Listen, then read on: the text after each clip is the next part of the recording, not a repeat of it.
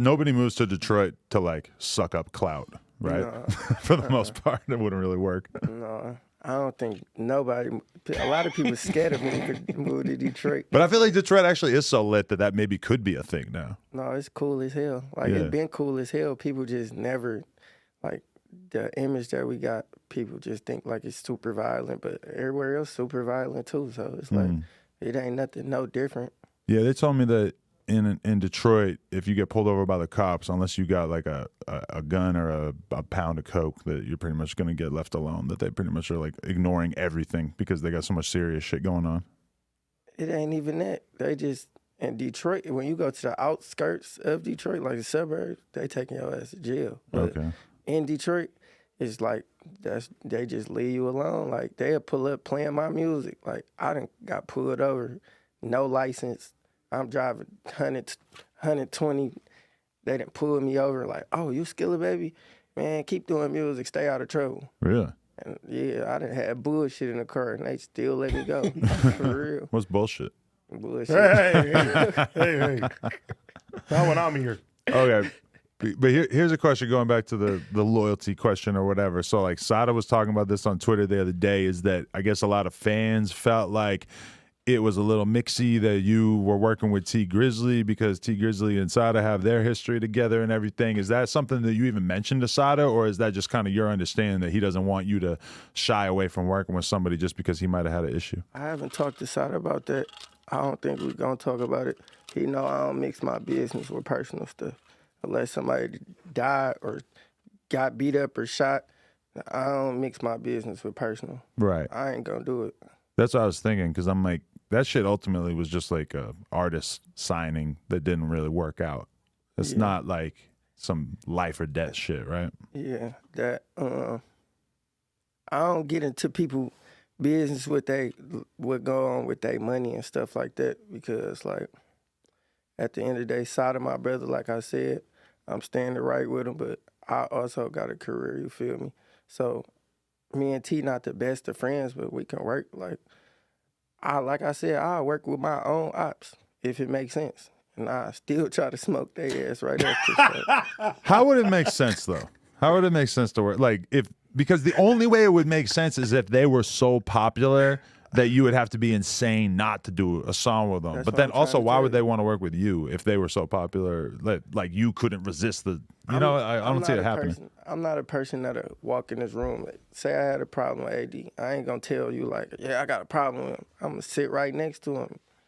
And we can handle our problem after we get off camera. Because if this podcast is going to make me money or further my career and I got to sit next to AD, I'm going to do it. You a smart man. I haven't sitting next to him for a few years, holding back feelings. So I feel you. Oh, man. Damn.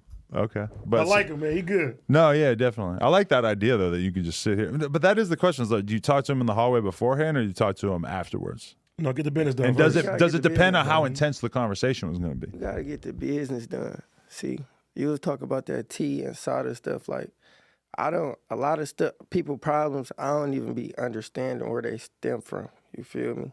So, like, I don't get into people business. Like I said, unless somebody died or got shot or something, I don't really be into it because, like, I don't even get into my females and my family business. Like, if they into it, they know they can't even talk to me about that shit. Like, my mama would tell you she'll try to talk about my auntie or something, and I don't got nothing to do with it because at the end of the day, what if 10 years from down the line, y'all get back cool?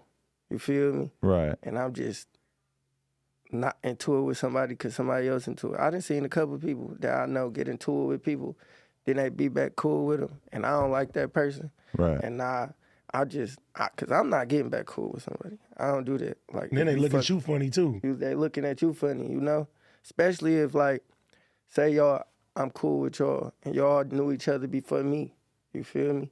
So if y'all get into it, that don't got nothing to do with me. Y'all knew each other before I knew y'all. But isn't there a part of you that wants to just like be the judge and like really hear both sides of it and be like, you know what? I think AD's in the right. I'm riding with AD on this particular situation. Like you would just prefer to stay completely neutral? For sure, because y'all not kids. He got a real smart way of thinking. I'm a More big people kid. need to think like that. You like, You get further in life by minding your business. But as a rapper, people don't want you to mind your business. But as a rapper, I want to mind my business even more. Yeah, I could see it. But then at the same time, like, don't you feel like as a rapper that you're just expected to, like, you can't really ignore smoke? Like, if there's issues going on, you just gotta. Yes, you can. You can? Because people would talk and say it's smoke, and then they walk in the room and y'all walk right past each other. And that ain't smoke. Yeah. The rapper smoke be like the weakest smoke ever. It's WWE. It's the weakest smoke ever. If it's real, we can't sit in the room together. No. But so you've had that situation where there's been people you had interactions with that were negative online, and then you see them in real life and they don't do anything? For sure. But I'm not really negative online. Like if I get out of character online, then I'm really at that point. So it just be like, I done had people like, a lot of people, you know, once you get like a certain amount of followers, people think like when they DM you or something, you don't see it. Right. But the whole time I be still looking through my DMs. I see somebody talking crazy to me or something from the city or something like that. And when I see them out, they pull their ski mask up and try to walk past me or something. You know how But you're just ignoring them? You're not responding to somebody who ain't on your level on Instagram and none? why would I? Right. Why would I be mad at somebody that got less than me? Like, that's the definition of crashing out. Because somebody tell you, like, somebody disrespected you, Adam, go do something, right? And then when you go do something, they go tell you done for going to jail. Every time.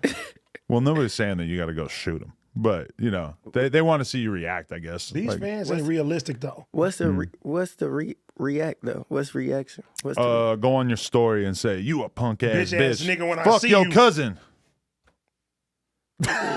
He just looks at me These like, fans, Yo, we just hit 400,000 subscribers right here on the Clips channel. So if you want to help us out, click subscribe, get us to 500K.